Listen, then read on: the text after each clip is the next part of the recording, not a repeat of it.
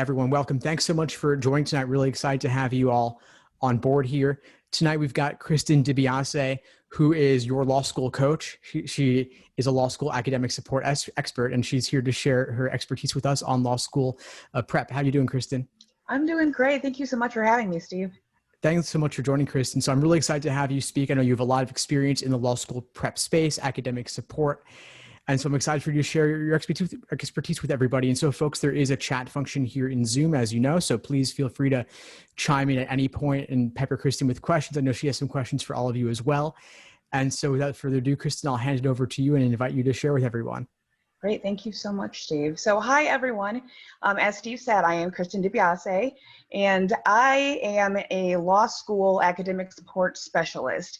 I've worked for 15 years empowering students in higher education, and I'd like to tell you really briefly about kind of the trajectory that I've had coming into what I do now. So I went to Valparaiso University School of Law and graduated in 2006 with my JD and a concentration in alternative dispute resolution.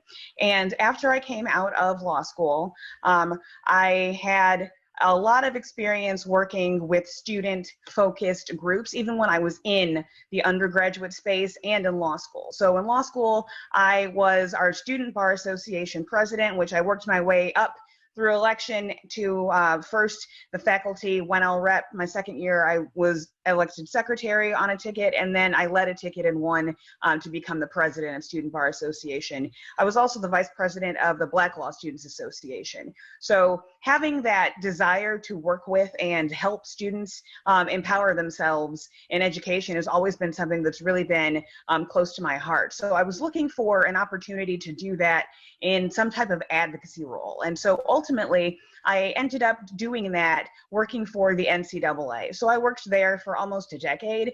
And in the time that I was there, I was working in a quasi-legal function. So if we think about the laws of the land, this was the laws of the NCAA. So I was at some points a judicial branch officer working on adjudications of requests for waivers of NCAA legislation, so NCAA rules and laws. Other times I was helping to draft and write those as in a legislative function. And still other times there was an executive function where I worked a lot with committees as an administrator or a liaison. And one of the things that I ended up doing by virtue of being an individual who was diagnosed as an adult with ADHD was becoming an advocate for students who have ADHD and learning disabilities. So I was one of the first individuals in my department to be trained to work with ADA compliance and work very closely with the disability consultant there on cases that involve students with ADHD and disabilities. So that is a cause that is dear to my heart, and it got me thinking about the time that I had in law school and some of the things that I saw that happened with me and with other people I knew. I really, as I got more experience and got more opportunities and responsibilities, as you know, as you move up, you start to move a little bit further away from what brought you someplace in the first place. And I was really missing that one-on-one student-facing interaction as I became more and more of a high-level administrator. And so I decided that I wanted to go back to my roots and get back into academia. And so ultimately, I then did join a law school in the Midwest. I was at Indiana University, Purdue University, Indianapolis, the Indiana School of Law, McKinney School of Law in Indianapolis, Indiana, where I was their Academic and Bar Success Associate Director. So in that role, I was able to really see the things that I had learned on my own as I'd gone through law school as a student, and then see them from the other side as well as an administrator. And I could see some patterns that were developing. It's interesting how as things change, things also remain the same. And so what I'd like to talk to you all about today in terms of law school prep is about the things that you don't know about law school that can hurt you. One of the things that I saw most frequently with the students that I worked with was that they were excited, they were confident, they felt great about going into law school because they'd had a lot of success. And something that usually will happen is that some students will kind of hit a little bit of a wall. And that's something that I like to talk to students about on the front end When you are being recruited by different law schools, you'll see that things look very rosy, very pretty, and there are some things that I feel that as administrators, it's our responsibility to tell students about. When I was working on the inside, so to speak, you kind of have to toe the party line, and that kind of happens kind of no matter where you are working. If you're working in administration for a law school, we're kind of all rowing in the same direction, so to speak. But as an individual working with students that I worked with every day who were running into difficulties academically, I just want to make sure that there are some things that you all know on the front end before you even go in, because you're not going to be told those things, maybe at all, or if you are told those things, it'll be much later than it would have been helpful to have heard about them in the first place. And I just like to really spare people as much pain and drama as possible, because law school in and of itself can be exhilarating, but it's also pain and drama in and of itself. So let's get started. I'm going to make sure that I've got my chat pulled up here too, just in case there's anything that ties in. I'm going to try to go for, I think, about maybe 40 to 45 minutes, and I'll be watching your questions. If there's something somebody asked that kind of dovetails with what I'm talking about right now, I might stop and address that right then. But if I don't, I'll definitely get to the questions at the end of when I'm speaking to you all. So if you've got a question about really anything that is sparked by what I'm telling you, or something that comes up, jogs your memory, makes you think, hey, I want to know about this, go ahead and pop that in the chat and we'll talk about it. All righty. So like I said, everybody talks about how law school is different. I'm sure you've all heard that as you are looking into taking the LSAT, as you're going through the process, as you're hearing things from other law students who are already in the law school space. And it's true, it really is different than undergrad, but what does that really mean? So let's talk about some of the biggest differences between law school and undergraduate study. The first thing right off, your classmates are different. As a body, they're going to be different from the students that you've previously encountered, the ones that you were around in high school and in college. When you went to college, you probably, encountered the same types of students that you encountered when you were in law school. There were some people that were very serious about getting those grades, kind of putting their nose to the grindstone, very hyper involved, lots of extracurriculars, really trying to do as much as they possibly can to be successful. And then you probably also saw some other people who weren't quite as motivated. Well, here you're going to see all the people that were in that first group, that first category, that are extremely motivated, extremely intelligent. All of a sudden, they're all together in the same place. And it's this crazy situation, because you may have been a big fish in a small pond in your high school, or swimming among a school of big fishes. Once you get to law school, every fish was a big fish in their pond, and now you're all together in this wonderful new brackish water, so to speak. So you probably encountered people when you were working in groups in high school that weren't pulling their weight. They were kind of slacking and letting you do things. That is a lot different when you get into law school, when you're in study groups. And we'll talk about that a little bit further on. Now, because everybody else in law school is just as competitive, just as motivated as you are, and just as smart, it's a different world. So here's something that you may not know. The American Bar Association, or the ABA, that's the organization that governs American law schools, the accredited American law schools. So any law school that's really worth its salt is going to be a member of the ABA. They have a set of rules that they put out that governs certain things that schools can and cannot do in their administration of and their operation of law schools. And one of the rules that they have is specifically one that prohibits them from admitting people who they do not believe have the capacity to be successful in law school. So if you get into law school, they believe you have the capacity to be there. So everyone who's getting in, automatically there is the assumption that you can do this work. So that's way different than, especially high school, where your education is compulsory and everybody's just required to be there. So the level of competition you're going to be encountering once you get into law school is elevated. It's much higher than you've probably ever seen before. You're in an environment where everybody did well in undergrad because that's how they got in. So most of your peers are going to be giving you a run for your money. And that is a feeling that can be very exciting because some people are like, wow, there's people that are on my level now. I want to see how I do with this. But it can also be a little frightening because it's like, whoa, do I feel like I can do this? Like, do I have the chops to run with the big dogs? And that's a feeling that is definitely something that every single person who has gone to law school has felt.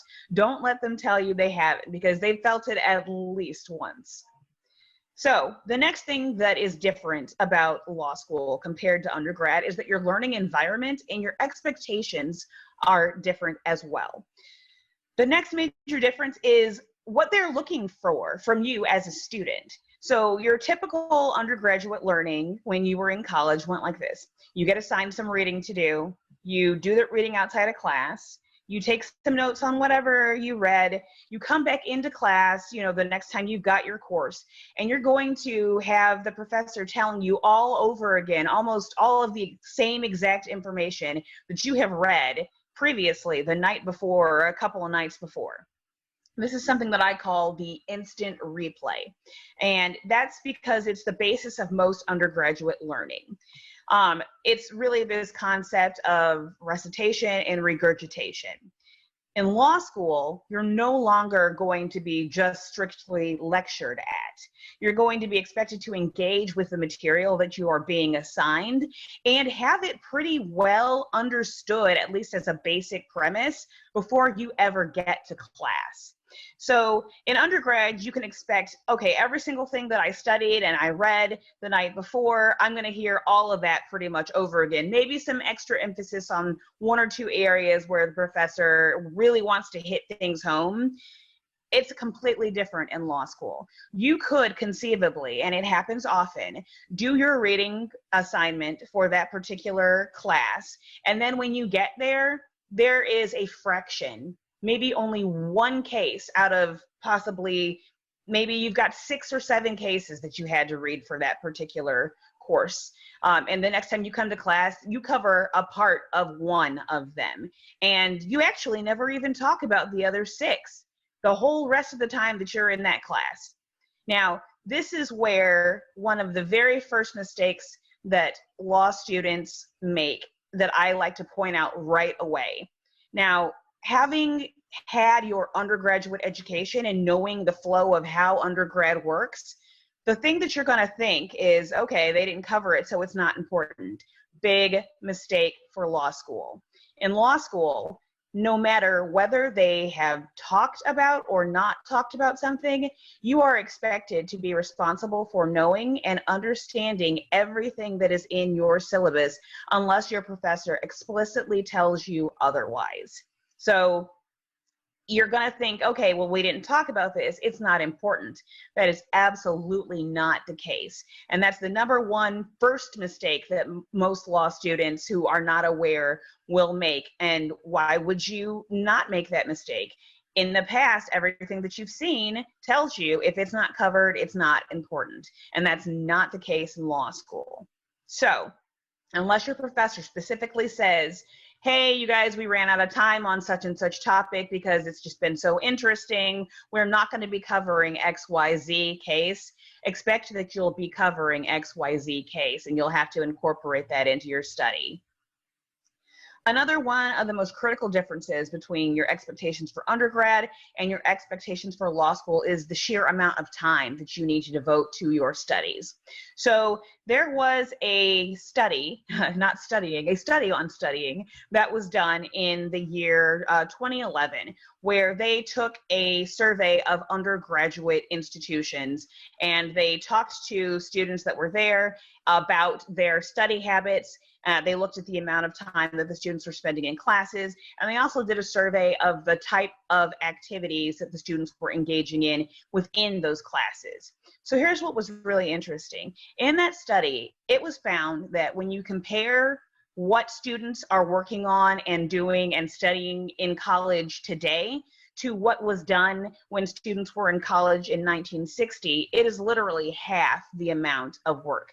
Students are spending half the amount of time in actual classes than they spent in 1960. Students are spending half the time studying outside of classes that they were doing in 1960. And in pretty much any given course, students are doing about half the amount of comprehensive reading and writing activities in their courses as they were doing in 1960.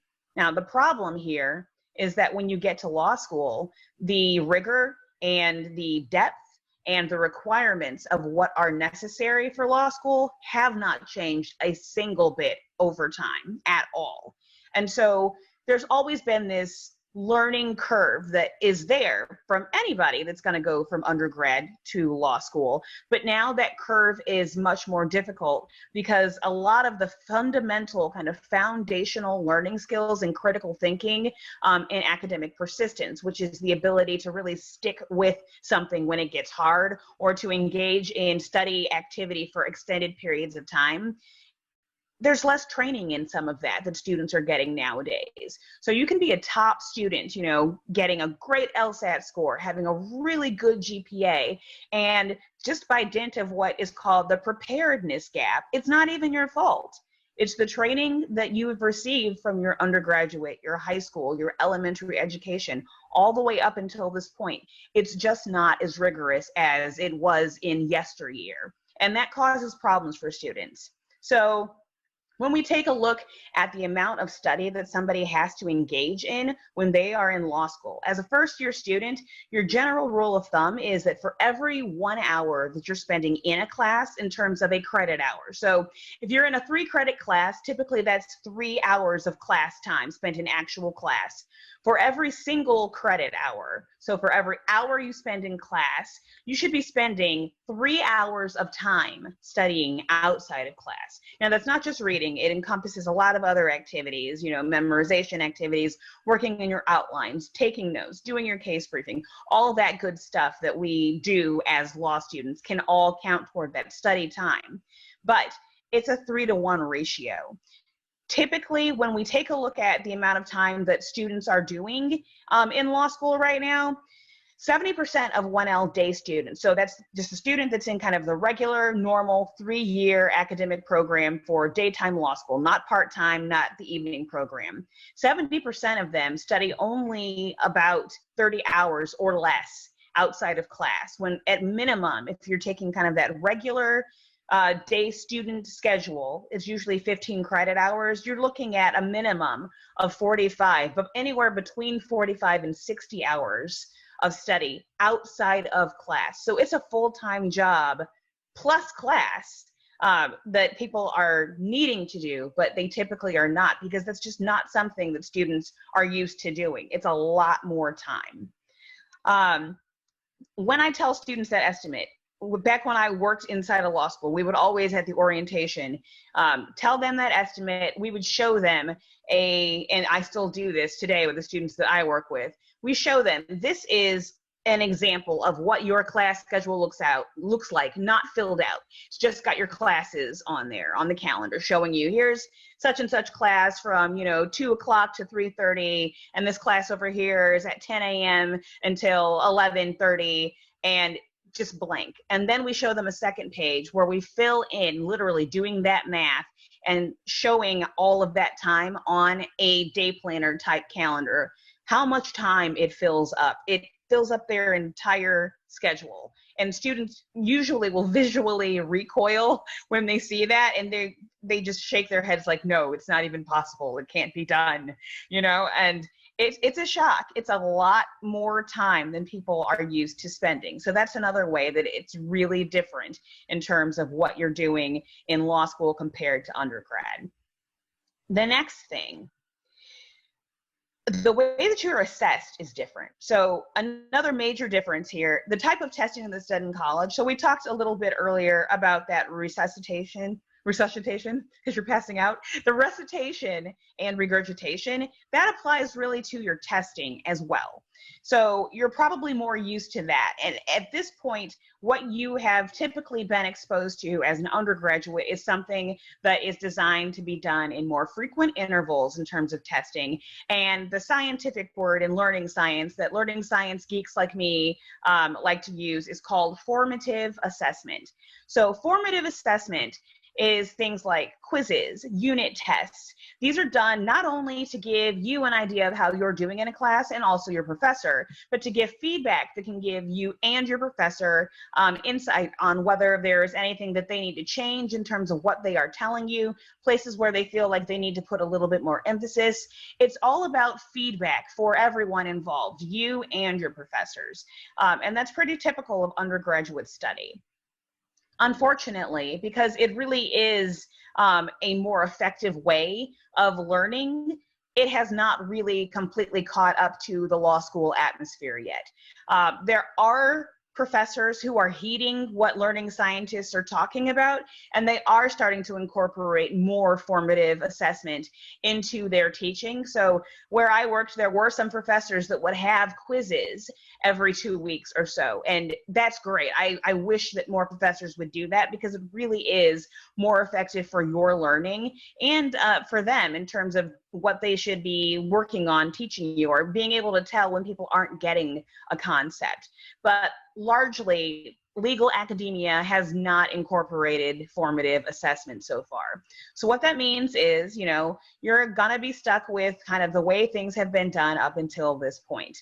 So what that looks like in law school, you're still doing what's called summative assessment. It's one thing that sums things up at the end. So think of it that way.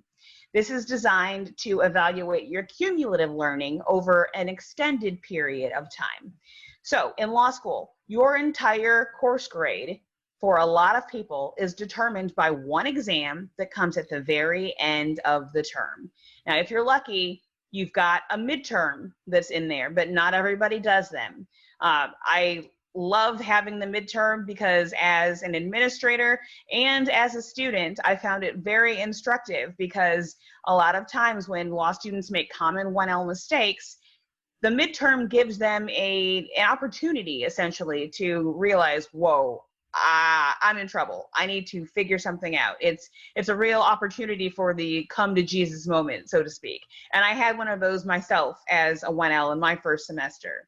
You know, I got a D on my crim law midterm. I've never seen a grade so low in my entire life. It was completely foreign to me, but it was what I needed to realize, okay, I got to figure something out. I need to change up what I'm doing. And I was able to turn that around. And I was able to finish that class out with a whopping C+.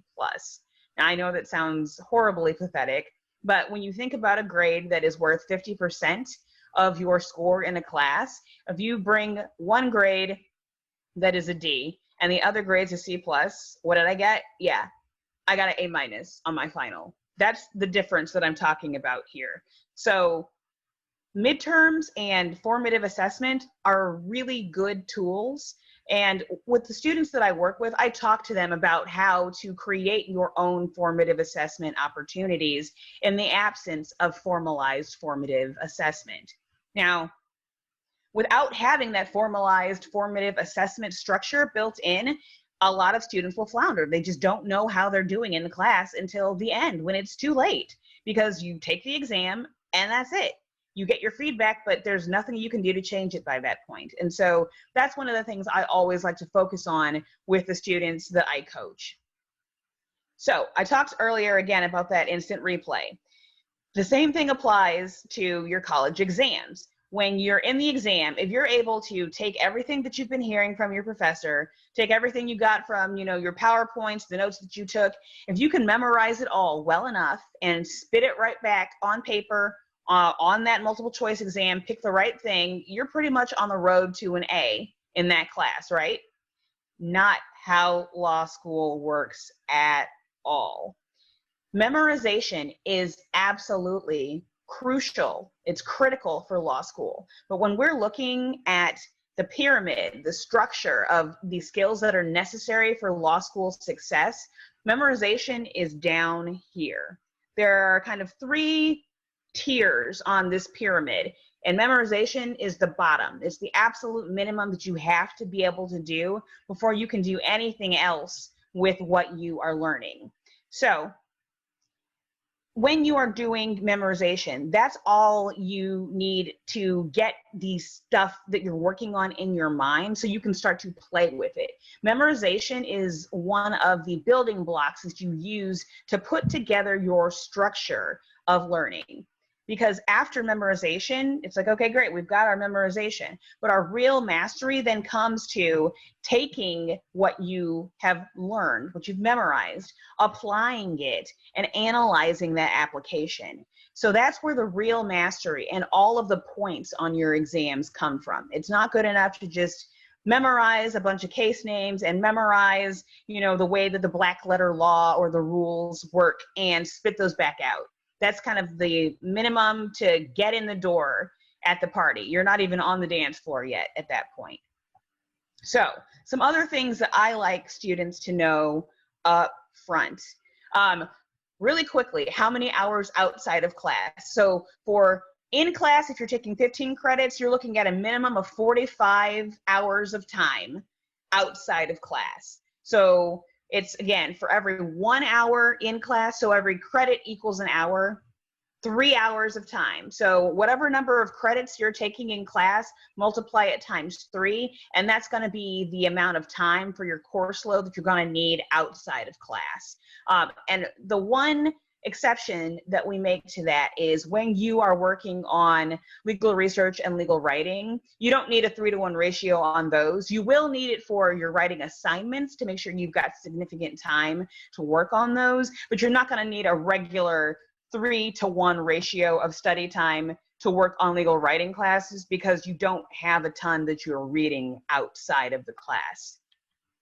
Okay, so things that you should know up front. These are some more things that I think is really important to tell students about that is typically not going to be told to them at 1L orientation, because at 1L orientation, they don't want to scare you because anybody who's seen the paper chase, they really want to try to get away from that. So I feel like a little bit sometimes that law schools have kind of shifted in the other direction where they think that everyone is very delicate and fragile and they don't want to shatter your spirits. I think there's a healthy medium in there, in between, where we're able to tell you some things that you do need to know up front, because I'm a person, I don't know about you, but I'm a person where I want to know as much as possible. I want to know every possible data point that I can consume, because the more data I have, the more secure it makes me feel, because the more options I have for decision making. I'm all about having as much data as possible. Sometimes my husband calls me the computer and he'll look at me and say beep, boop, boop, and I say shut up. But as much information as I can give people as possible, I try to give on the front end, because law school is expensive. I mean, if it's not going to be something that's the right choice for you, I feel people should know that before they get into it, save them from making a costly and very expensive decision that they may otherwise not have made had they known more information. So the other thing that I want to tell you about and why is because some of this information that people hear, they have an idea in their head based on what they did in undergrad on when some of that information should come into play, and it's typically not the same timeline for law school. So I know, having been on both sides, being a law student and then being a law school administrator, I know that when you actually need some of this information is much earlier than when you're going to think you actually need that information. So I like to make sure that I tell people this up front, and it comes kind of randomly, sometimes not necessarily in sync with everything else that I'm talking about, just because I want to make sure that they get those points. So here's something important that I like to tell students, because they are never going to tell you this when you go to your recruiting fairs, your admissions fairs, your law school days, or at orientation. If you're getting a scholarship, I want you to be aware. So many students are going to receive some kind of scholarship to attend law school. Like when you look at the 509 disclosures from law schools, and you look at some of the indicators that talk about how much aid students got and how much of a percentage of their cost of attendance was received in these scholarships. You see, a lot of people are getting some serious money, anywhere between a quarter and maybe half of their education is being paid for by some type of scholarship. So this information covers a lot of different people. Now, here's the thing. A lot of people are going to, wave the money in front of you, a half ride, a full ride, some kind of chunk of money that's enough to really turn your head and make you start thinking, hey, maybe I want to go to that law school. Well, here's the thing. Law schools are not just, lovely paragons of virtue who want to grow and educate the next series of lawyers, the next generation of our beautiful legal mind trust. They're businesses, okay? So they're trying to make money as well. That's what they are about. At the end of the day, they're a business just like any other organization.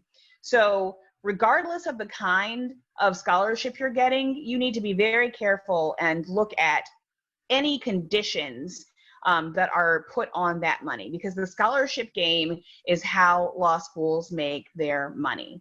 So let's talk about the scholarship game. You want to look at the terms and conditions that surround your financial aid, because depending on what they are, they can be very, very onerous. So here's the thing. Typically, a law school will often require that you get a certain GPA to retain your scholarship. Conditional scholarships have different types of conditions on them. If you're getting a scholarship and you are looking for the most promising condition, the most promising condition you can look for is in good academic standing. That's usually going to be kind of the lowest bar that anybody has to hop over. If you're not in good academic standing, you're already kind of on the road to additional problems, and we'll kind of talk about that too tonight. But if you are conditioned on whatever aid that you're receiving, then the condition that you want to look for, the one that you want to see, is in good academic standing. That's kind of the basic scholarship that everybody has kind of received, even in undergrad. Get decent grades that are not going to put you in danger of getting kicked out of school, and will let you keep your money. That's the best condition you can find if you have the condition. Now, obviously, I've rarely seen anybody give one, but the best one is the one that's unconditional. You've got 3 years of, full ride scholarship to come to us university, and it doesn't matter what grades you get, we're going to let you follow through. I've never seen it. So the closest to that you can get is in good academic standing. From that point, it kind of starts going downhill. And this is not to say that you should not take a scholarship that is offered to you. If it's a serious amount of cash, this is an expensive proposition that you're looking at. So you just need to make sure that you are aware of what those conditions are. So at nearly every law school, there is a percentage of students who will lose their scholarship due to the distribution of the grade curve.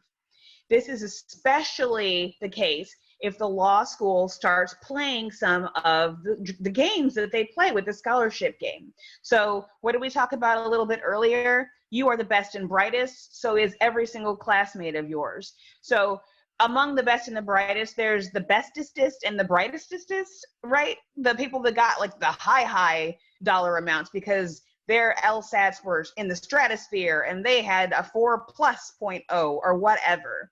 Something that some law schools will do, they're going to take you, and I hope I'm not dating myself here, that people actually know who this is, but Doogie Howser, they're going to take you and Doogie Howser, and that kid from the TV show right now who's like a doctor and he's like 17 years old, that's not Doogie Howser, and it comes on CBS. All of you guys who are law students, they're going to put you all together in the same section. And now you are competing as like the big battle folk in the same section, and you're all on the same curve. And that's going to force some people to get a lower grade or set of grades than others, just by virtue of they put you, Thunderdome, Mad Max style, all together in the same section. Okay, I will come back to that question at the end. If that happens, you have got to really be careful, because here's the other secret they don't tell you.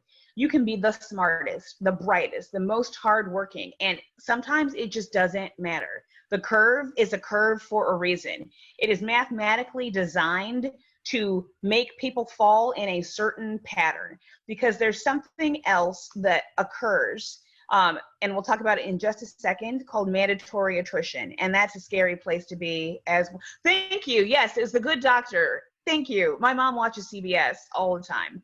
I don't, which is why I didn't know who this kid was, but I saw an ad. Okay.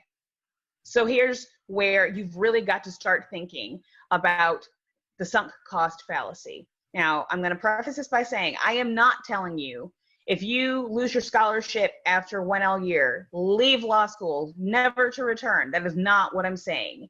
But I do want to point out to you some of the psychological factors that come into play with the scholarship game, because it's a game that they are playing and the things are stacked in favor of the house. So here's how this plays out.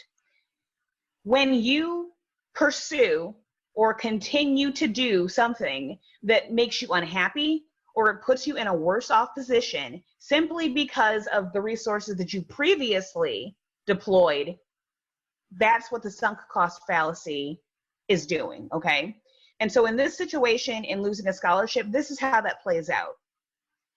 You emotionally, once you have gone through a semester of law school, let alone once you get through the first year of law school, you are a different person. Emotionally, you have been through the ringer. You have gone through it. You know, anybody who knows somebody who became a Marine, they tell you that the Marines, they take you, they break you down, they build you back up again, and you are a new person. That's what law school does too. Maybe not with as many oorahs, but that's what law school does to you mentally. By the time you finish your first year of law school, you are mentally in such a place that you are thinking, oh my goodness, if I lose my scholarship, I've got to keep going because I have gone so far. I have done so much. Now, if you take emotion out of it and you just back up and look at it just rationally for a moment, mathematically, because, you know, your regular daytime school is a 3-year program, you're only 1/3 of the way through a 3-year program. You're not even halfway through that process. But they know that psychologically, by the time you finish 1L, you are going to be so invested that you're going to pick up the tab for those second 2 years and you're going to run with it. And now you're paying them to be at law school. And that's what the scholarship game is. So you've got to be careful and really watch what's happening when you get those conditional scholarships. And this is why I tell people that they should really invest in getting academic coaching, because the consequences are very, very dire. They're very high. I tell people, you know, you've got an iPhone, you've got the new Android, you bought the protection plan, right? You got Apple Care when you bought that $1,000 phone, didn't you? You got your MacBook, you know, you got your Surface, you bought the protection plan when you got those, didn't you? So what's your protection plan for this $140,000 educational investment that you're about to embark on? Okay? Be careful when it comes to the scholarship game. Now, it's not just scholarships that can be a problem. So now let's talk about what's called mandatory attrition. Now, in the same way that the curve is going to force some people to lose part or all of their scholarship, there are some schools that practice a practice called mandatory attrition. At certain schools, the way that their curve is laid out, it is going to automatically mean that between 5 to 10 or 15, depending on which school it is, it varies from school to school, 5 to 10 or 15% of 1Ls will flunk out of law school at the end of the first year. That's a lot of people. That's a big percentage. It's a scary percentage. And I'm sure that when you are going in, you're not thinking, oh yeah, I'm not going to be one of those, you know, I'm not going to be one of the people that is forced to leave because of where things land on the curve.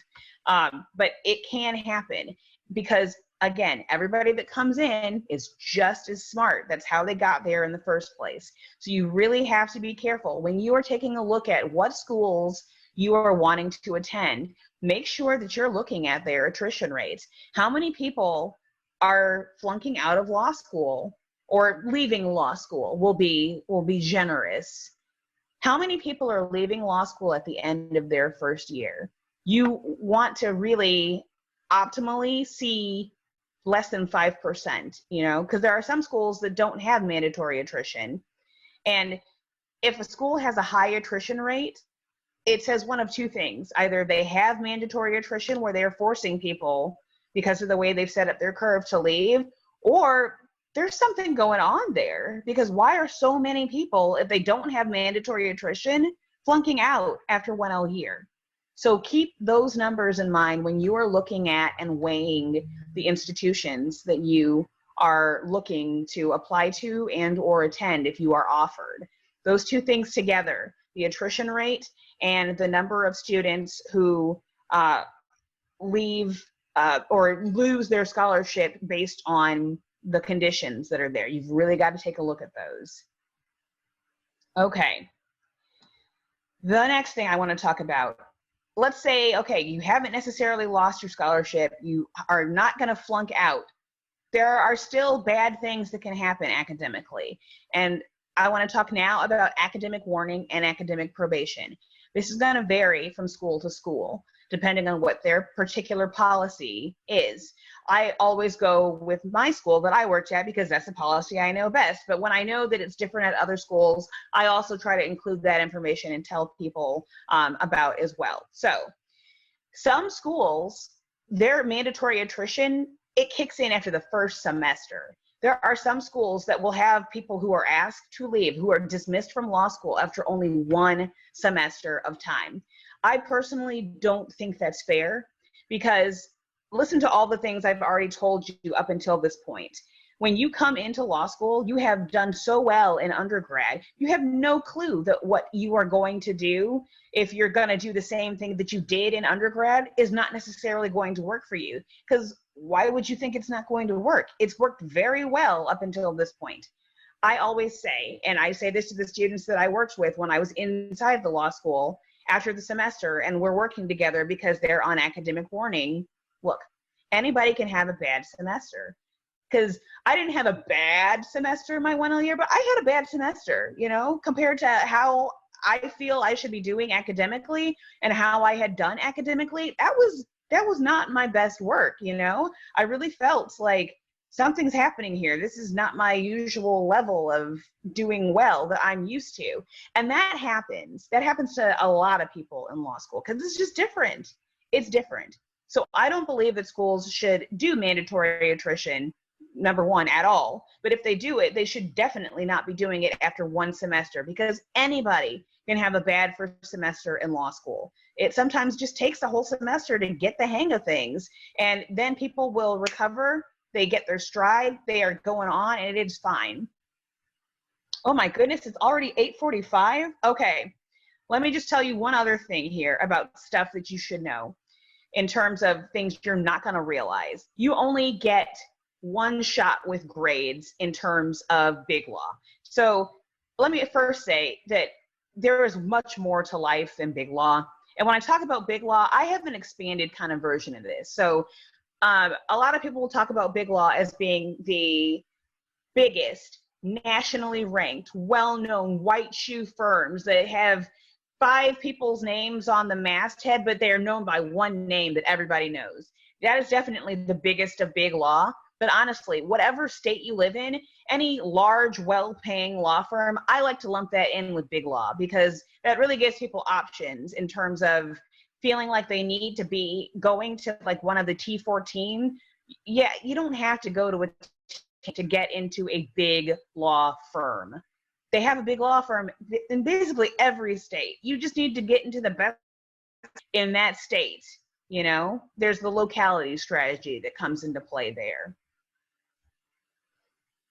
Okay, I will get to those questions after. Okay, so if you're not looking at big law, your world opens up. The world is your oyster. There is so much more to being a lawyer than just that small kind of sphere. There are lots of other things that you can do, and your grades do not become as make or break and in your 1L first semester as they are if you're trying to get OCI.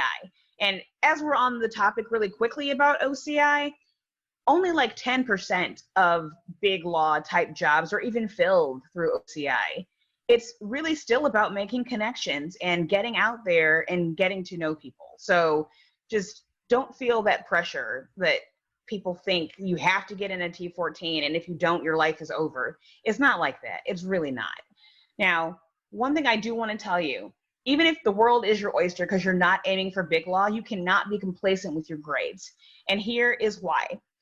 Your grades are still going to be really important because they directly correlate with how well you are predicted to do on the bar exam. So everybody talks about how, you know, you get this really high LSAT score, like you're gonna do well on the bar exam. But it turns out that your GPA from while you're actually in law school is a much better predictor of your overall success on the bar exam than your LSAT score ever will be. And the reason for it is this: the skills that you are learning in law school that you'll have to practice on exams, those are the same types of skills you're going to then be called to learn and show and demonstrate when you take the bar exam. So if you're not good at taking essay questions when you're in law school, you're not going to be good at doing essay questions on the bar. If you're not good at doing multiple choice questions when you're in law school, you may be a little better at them on the bar.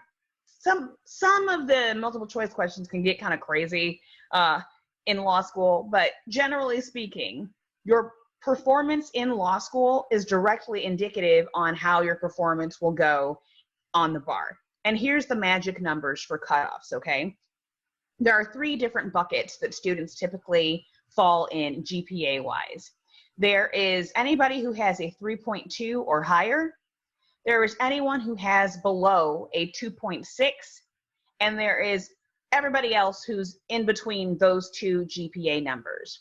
If you have a 3.2 cum GPA at the time that you graduate from law school, there's a fairly high probability that you will pass the bar after taking the bar only once, assuming that you continue the study habits and skills and you don't slack off on your bar review. If you put in a modicum of effort and you do what you did in law school, you'll probably pass the bar on the first try.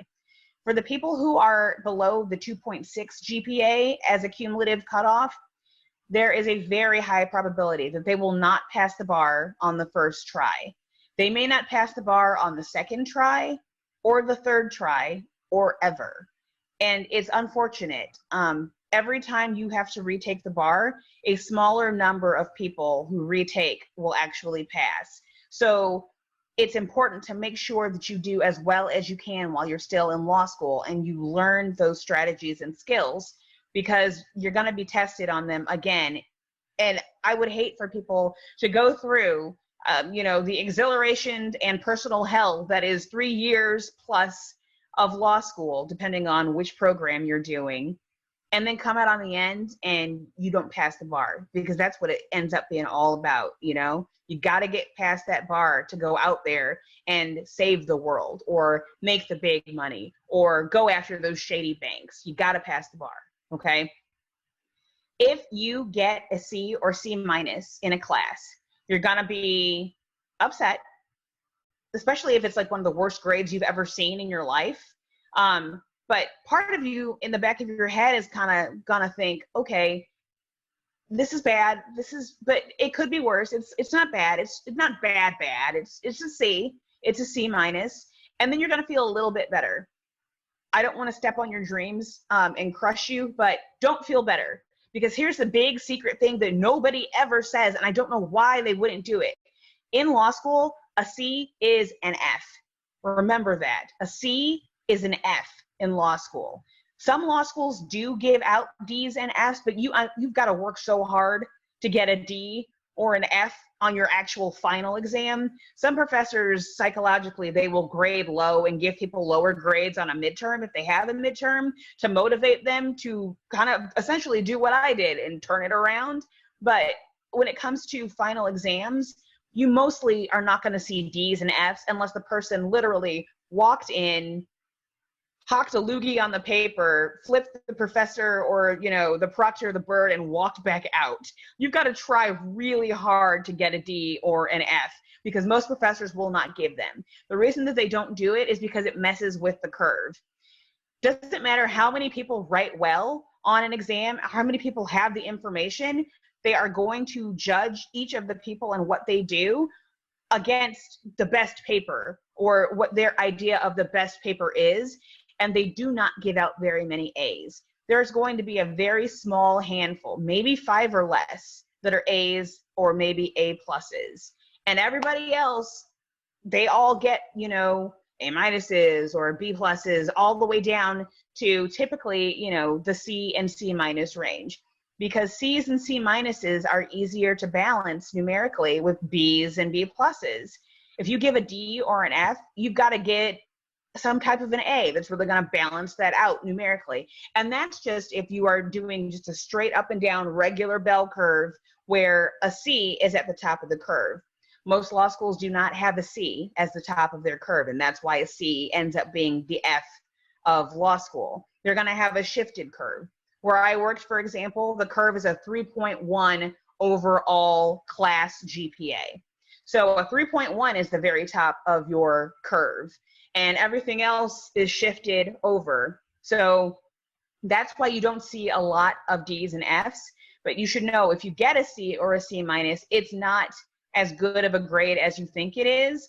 And of course, we all think that it's like, it's not good, but it's okay because it's average, because we've had 18 years where a C is actually a C. They're not going to tell you that a C is an F, but a C is like an F. So know that as you're going in too. Okay, let me see. I have been just running my mouth this whole time, and I want to make sure that there's a couple other things that I get to. We talked about the bar exam.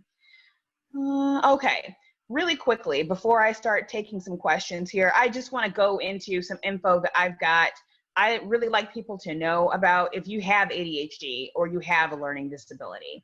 So I wasn't diagnosed with ADHD until I was an adult because I'm what they call twice exceptional. There's a lot of people who, especially if you're in law school and you have ADHD, you're probably twice exceptional. What that means is you have some other kind of neuro thing. For me, I was gifted and I had ADHD. There's a lot of people who have ADHD who are gifted, who are in law school.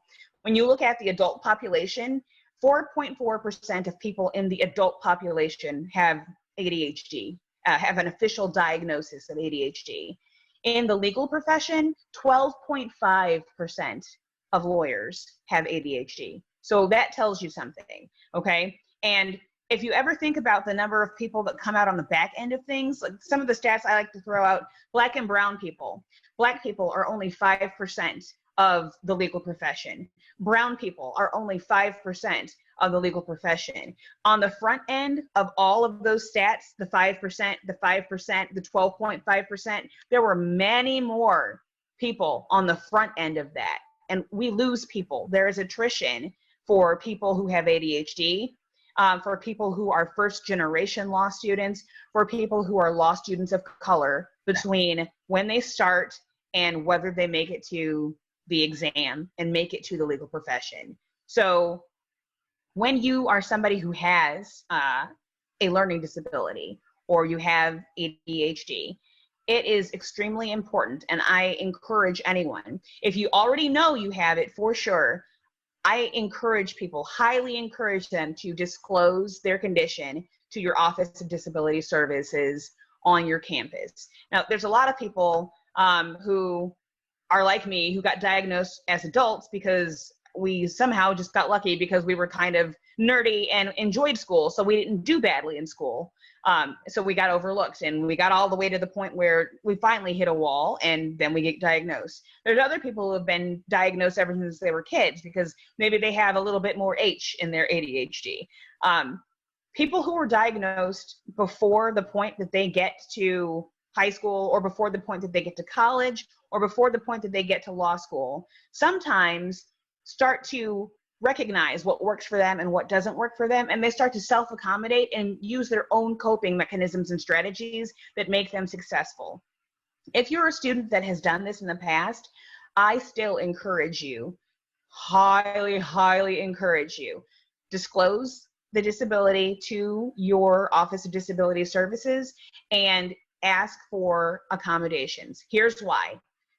I don't care if you don't use them or not, but what happens a lot of times is students who have gotten used to being successful with their own self-accommodation, or people that are worried about the stigma of being known as somebody who has ADHD, who don't disclose, when they get to law school, the amount that you are juggling, your ability to be able to handle that and self-compensate, it is outpaced. And that's how I got diagnosed when I first started in my working career. You just start to have a lot more of demands on you, and you're not able to juggle it all. You start dropping balls and you're like, whoa, what's happening? That can happen to students who have been successful in high school. Sometimes it happens when they go to college. Sometimes they're okay in college, and it happens to them when they go to law school. So I tell people, go ahead, disclose ahead of time, ask for your accommodations, because you don't have to use them. But law schools in particular are notorious for, especially when they are part of a larger university system, they're notorious for being slow and not having the resources that they need to help the number of people who need help in an expedient manner. What I don't want you to do is to realize, oh, wow, I am hitting that wall. I am like starting to drop balls. I need help. I need my accommodations. And now you are, in the waiting process where it's taking weeks to months for you to go through the process, because maybe you need to get additional paperwork, or you need to get retested, or things like that. I want you to have the control of deciding, yeah, I got these accommodations. I don't feel like I need them. I'm not going to use them. But if you decide that you do want to use them, you already have them there for you, especially if you're going to end up needing extra time on exams. You do not want to be against the wall trying to get that put into place before you get to midterms, before you get to your final exams. So that is my PSA for people who have ADHD or other learning disabilities who have not necessarily always disclosed their diagnosis to the campus.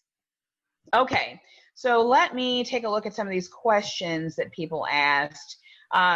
Steve told me that it was okay if we went over a little bit. I do want to be respectful of people's time, however, so if you need to hop off or something, I will not be offended. I can be very long-winded, and that's just something I know about myself, so I want to make sure that I answer the questions that people asked here. So, okay, we definitely answered that one about hours outside of class.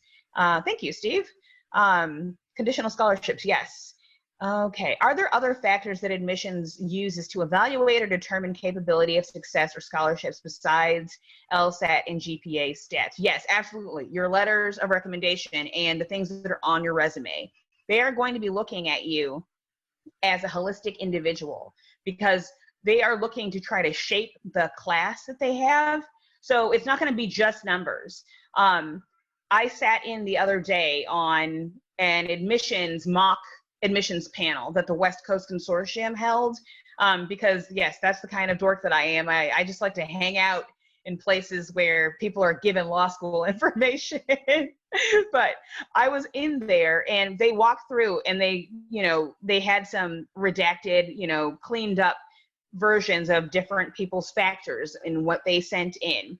And they look at all kinds of things for people. It is not going to just be your LSAT and your GPA. Now, a lot of schools will heavily factor the LSAT and the GPA. I know not very many schools will disclose what their admissions ranking, like their rating system is. Some schools do. And of the ones that do, what I've seen is like a 60-40 split. 60 is your LSAT, 40 is your GPA. But that can't be everything. If people are going just on numbers, then you start to see a very homogenized, kind of boring class group. And what they want is people that can grow and expand the minds of the people around them, not just the people that they may help when they join the legal profession. They're looking for drive, they are looking for customer service, the ability to care about other people. So they're looking at all kinds of things. And the best thing that you can use to show those other facets of you, besides just those numbers, that GPA, that LSAT, is your letters of recommendation. I think the number one thing that they talked about that I absolutely agreed with on that mock admissions panel the other day was your letters of recommendation. You really want them to show and not tell. So if you have somebody that's your letter of recommendation and they're able to explain something that underpins one of the pillars, like when I talk to people about working on their application, and I typically am not an advisor for application processes, but if people have a question, I'll answer it honestly because I worked inside a law school. I tell people, make sure that you are positioning yourself. Like you are a personal brand. Like what brand are you trying to show?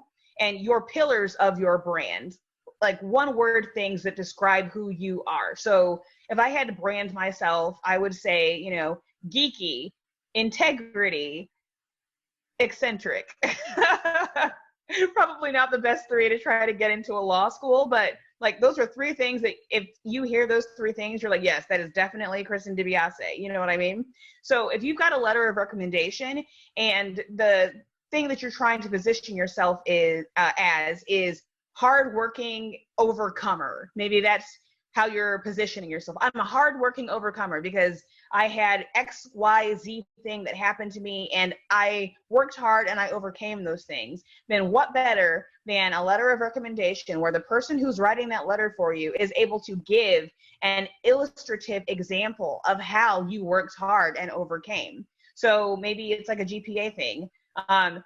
So-and-so took 3 classes with me. In the very first class, she got a 2.8 GPA in that course. But as she took 2 more classes with me, she dramatically improved her grade because of the amount of time that she spent working with our TA and consistently coming to office hours and such and such. So it's not, she was a very bright and inquisitive student. Well, how was she bright and inquisitive? If you can give any feedback to your LOR writers before they do it, is if you've got hard examples of the things that I'm trying to position myself for, please speak to those. So that's definitely what they are looking at. They want to see you as a real person. Who's the person behind these numbers? What explains those numbers? What explains who this person is? And all of those things, your letters, what you say about yourself, how you position and brand yourself, should all be a comprehensive package that each individual element enhances or explains another. So it should be this total package with an explanation. Thank you, Virginia. Okay. Thank you to Cora for dropping their dropout rates. Yeah, that's a pretty good link. I have gone to that link before myself. It's kind of hard to find some of this data. I can't believe that I'm necessarily advising this, but there are a lot of people you kind of have to watch out for because they can get kind of weird and salty. But law school Reddit is not bad. They've got some pretty, legit people in there. Just watch out for the trolls, but law school Reddit is not bad. How do you recommend compensating as a slow reader with the quantity of reading required? Okay. The number one thing I'm going to tell you to not do is to not take the shortcuts. Because if you take the shortcuts, that is what's going to cause you more problems. So a lot of people are like, oh man, I'm reading so slow. That's normal, honestly. When you first start reading, you could probably read for an hour and get through a page, maybe a page and a half, especially in civil procedure. Because civil procedure is the one course, I think it's the hardest course in 1L. Because it's the one that's not really like anything else that you've really encountered before. And the cases start so far back in time, they talk in old highfalutin language that's hard enough to read on its own because it's not Shakespeare. It's gonna be slow going when you first start reading, but the more you read and the more that you take those specific elements of a case, when you do your briefs, you will start to read faster because you're going to learn how to read with intention. You're going to learn how to read and look for those different pieces of your cases, and your reading speed will increase. Now, if you're just a slow reader in general, honestly, that's okay. But you just have to know ahead of time that you're going to need to take a little bit more time. So if I say, again, the 3-to-1 ratio of studying, when you first start law school in the first couple of weeks, like all 3 of those hours are going to be all reading, like no joke. It's going to take a lot of time. So maybe you add on some additional time. Don't really beat yourself up about the length of time it takes you to read when you first start, because it will get better. The more you practice it, though, that's the way that it gets better. If you take the shortcut by getting canned briefs instead of working through the briefing, doing your own briefs yourself, you're never going to get that acuity in reading speed. If you, heaven forbid, like this is the thing where I'm like, okay, why are you in law school if you're using canned briefs instead of even doing the reading? Like, that's all. Like, we're not even going to talk about that because that should not be an option for anybody here. So as you get practice on isolating and identifying the different elements of a case, the elements that are common to essentially all cases, through doing your case briefing, you will speed up. I promise. I promise you will. Is it common for government agencies to request law school grades for civil service positions? Yeah, so big law was definitely not me either. I'm sure just in this short hour that we've all been talking, you could probably see how I wouldn't quite fit in there. But I'm not really sure about government agencies. For civil service, I'm going to say, yeah, most likely, especially if you're doing it right out of school. But that's like the body of your work, essentially. They're going to probably want to request that. And here's the thing, you won't necessarily know why they're requesting it. It could depend on the type of job that you're doing. Some places, they're requesting your transcript because they want to prove that you actually did get a degree. Because there's those people who, honestly, I don't know why you would do this in today's, time, the age that we live in with the wonders of the internet, but there are people who still lie about having gone to certain schools and having attained certain degrees. So literally, just to verify that you actually did go to a school and get a degree from a school, they're gonna want your transcripts. Now, depending on what the particular position is, they may actually read them as well. But I would say most likely, yeah, they're gonna wanna see it. So it doesn't really matter what you're trying to do. You always wanna get the best grades that you possibly can, because the best grades just make things a lot easier. You don't have to have quite as sparkling a personality. You can be a horribly dull person who is not fun to be around, but still get a pretty decent job if you've got a really, really, really high law school GPA. You're not going to be very fun at parties, but like you can still do pretty well. Okay, law school transparency. Yes, thank you, Steve. Exactly. 509 reports. Yes. Okay, so we've already gotten to the end of the questions that are put in here, so Steve's going to hop on. Yeah, Kristen, thank you so much for an incredibly informative and interesting presentation. I know that I learned a lot, and I'm sure that all the students learned a lot as well. I especially appreciate your just emphasizing the importance of this journey and the importance of being careful about advocating for the students' best interests relative to the law schools and telling students what they need to know before getting in. So I really appreciate your sharing all your advice. We're getting some positive feedback in the chat as well, as we have gotten all this great engagement over the course of the evening. So I'm really glad to have connected with you and for you to be so generous to share your time with everyone. What's the best way for students to get in touch with you if they're interested in getting further support on their law school journeys? Yeah, so my email address is lawschoolcoaching@gmail.com. I have a website. It's yourlawschoolcoach.com. So that's pretty easy to find me there. And I think of the social medias, I am on Twitter at lawschool_coach, but I am mostly on Instagram at lawschool_coach. So those are probably the easiest ways that you can get in contact with me. If you don't want to email me directly, I do have a contact form that's on my webpage. I just joined TikTok. I'm scared of this. I don't know. Like, I think it looked okay. I've got one talk or tick, whatever you want to call it, up there. So I'm always looking for suggestions on things that people want to see, because that's the kind of stuff that I want to put out there. Stuff that like you actually care about, that you find valuable. Definitely. Well, I've checked out some of your social stuff, and it has been remarkably engaging. It's definitely not the big law vibe, definitely more the TikTok vibe, which I'm also still trying to learn myself, but I guess we'll figure it out with time. But again, thank you so much. I would definitely encourage everyone to get in touch with you, and just thank you again, Kristen. Really appreciate it. Thank you so much for having me, Steve. It was really great talking to all of the students here, and you're very, very welcome, everybody who was here on the call. Please contact me if you've got any questions. Fantastic. Well, again, thanks everyone for joining. Have a good night all, and I'll see you all soon. Bye, everybody. Thanks for tuning into the show. Please subscribe if you haven't done so already to be notified of new episodes as I release them. And feel free to reach out if you need anything at all as you move forward with your prep. I'm happy to help however I can. In the meantime, I'll wish you all the best and take care.